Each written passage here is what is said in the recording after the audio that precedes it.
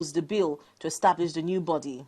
I want to say that it still not seem to me the logic to think that private sector focused inspection services, where expert firms will do the work, will be less effective than when a body with a history we've had of this country, of public bodies that have not performed, a body that's answerable to a ministry. I don't see the logic, and I want to urge the committee to see this point, that if we're looking for effective enforcement, a body that is created under the ministry, answerable to the ministry, will be less effective than a system where accredited inspectors inspect the network answerable to the regulator. The third point I want to say, sir, is you can't disaggregate the commercial regulatory power of the regulator and the technical applications for two reasons. One, every licensee reports to us about their commercial and technical KPIs, key performance indicators. Our tariff is based on assessment of losses and monitoring and enforcement. Those also relate to technical details.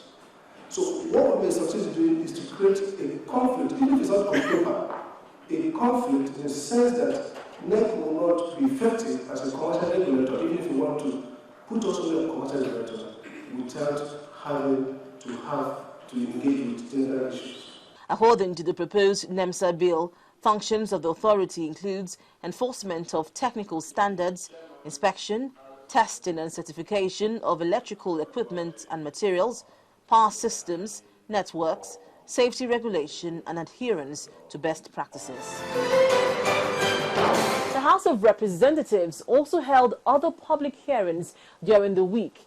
Key among them was a one-day public hearing at the House Committee on Health on 11 bills relating to the health sector. The one-day public hearing by the House of Representatives Committee on Health brought together health professionals to brainstorm on 11 bills put forward to enhance the operations and service provision in the health sector. Key among the bills was the tobacco bill, aimed at every aspect of tobacco from production through distribution to consumption. Despite concerns that the act will infringe upon fundamental rights and drive away investment, lawmakers said there was need to curtail excesses. We are trying to say let us regulate does not mean we're chasing you away.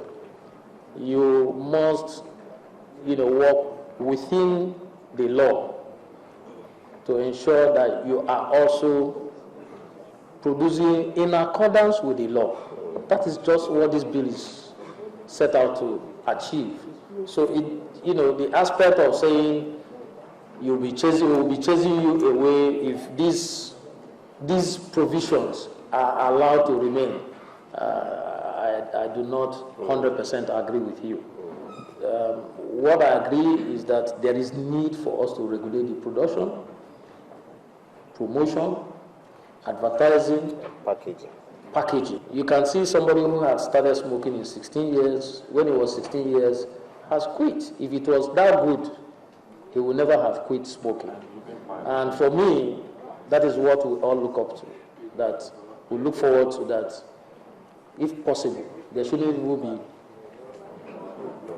selling or whatever about tobacco in Nigeria so that we can be healthy. Some other bills, such as the need to provide medical professionals indemnity and to provide free maternal, newborn and child health care, received widespread objections.